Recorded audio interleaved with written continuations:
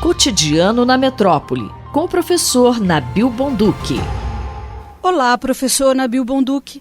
A Secretaria Municipal de Urbanismo e Licenciamento divulgou na semana passada uma nova versão da Lei de Uso e Ocupação do Solo, conhecida como Lei de Zoneamento. Qual a sua opinião sobre essa nova minuta? Isabel, eu acho que, em primeiro lugar, que a lei continua sendo muito tímida, no sentido que ela não avança no sentido de tocar problemas reais da cidade. Uma lei de ocupação do solo, depois de vários anos que está em vigor a lei anterior, ela deveria passar por um processo de avaliação técnica e avaliação participativa, para que se possa debater efetivamente o que é necessário que seja mudado. Na verdade, essa nova versão, ela avança um pouco em relação à anterior, porque ela pelo menos traz um mapa, mas é um mapa apenas com os eixos de estruturação urbana, ou seja, aquelas áreas que podem construir prédios sem limite de gabarito. Ela é uma lei incompleta, porque ela não tem um mapa completo de zoneamento. E, na verdade, ela traz ali no artigo 3 uma série de critérios para se elaborar uma lei. Por exemplo, nas áreas que são vilas, fica definido que elas devem ser transformadas em zonas predominantemente residenciais, ou quando as ruas têm menos de 8 metros, que é correto. Mas veja, nós queremos saber onde se aplica esse princípio, quais são os quarteirões aonde está limitada a verticalização, em quais quarteirões, por exemplo, estão previstos como o ZEPAM, que são as zonas de proteção ambiental, todos os parques da cidade que foram delimitados no Plano Diretor de 2014 e agora modificados no Plano Diretor de 2016, eles passaram a ser uma ZEPAM, que é uma zona com muita restrição.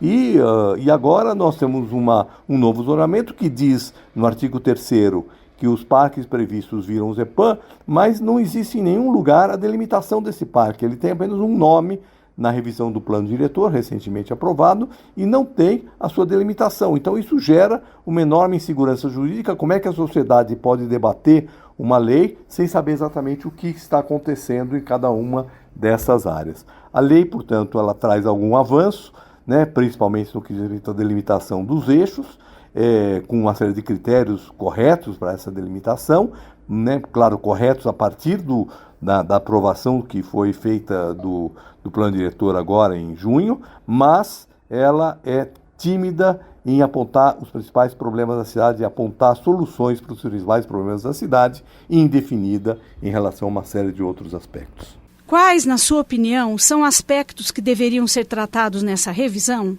Olha, Isabel, tem muita coisa que deveria ser tratada na Lei de Ocupação do Solo para que a gente pudesse de fato avançar. Um dos aspectos, e isso seria estrutural, uma mudança estrutural, é repensar a questão dos coeficientes, porque hoje nós temos o que é chamado coeficiente computável, que é no máximo 4 nas áreas de maior adensamento junto ao transporte coletivo. No entanto, o que se constrói é muito mais do que 4, porque existem uma série de áreas, uma série de usos, como por exemplo as próprias varandas, que são áreas privativas, áreas de circulação, áreas de terraço, áreas, por exemplo, de garagens, áreas de lojas, daquilo que a gente chama da área de comércio de rua, ou seja, da fachada ativa. Tudo isso não é considerado no coeficiente computável. Então, o que é 4 acaba virando 9, 9,5, As pesquisas têm mostrado, algumas pesquisas desenvolvidas aí por vários institutos, mostram que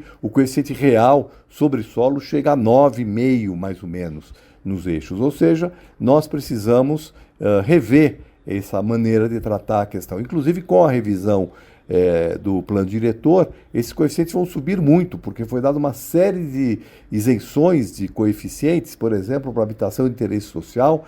Eu diria que hoje nós poderíamos chegar tranquilamente a coeficientes 13 na cidade, nessas áreas de eixo, o que certamente vão gerar um impacto no entorno dessas áreas, impactos de sombra, impactos na paisagem, tudo aquilo que a população está reclamando vai piorar em função da maneira como isso foi tratado na revisão do Plano Diretor, e agora a Lei de Ocupação do Solo seria um momento de corrigir isso. Então, esse aspecto é um aspecto importante, que poderia ser melhor trabalhado na Lei de Desocupação do Solo, e outras questões que devem entrar também na Lei de Desocupação do Solo, por exemplo, a definição das zonas especiais de proteção cultural, a área de proteção cultural, que são aqueles imóveis de interesse afetivo da cidade, interesse cultural, como cinemas de rua, teatro de rua, né, e outros locais, né, que são importantes para a memória e têm valor afetivo para a cidade, e precisariam ser incluídos na lei de desocupação do solo. A prefeitura precisaria fazer uma listagem sobre isso. São muitos assuntos e certamente nós vamos voltar a esse tema na nossa coluna. Eu, Isabel Leão, conversei com o professor Nabil Bonduki para a Rádio USP. Cotidiano na Metrópole, com o professor Nabil Bonduki.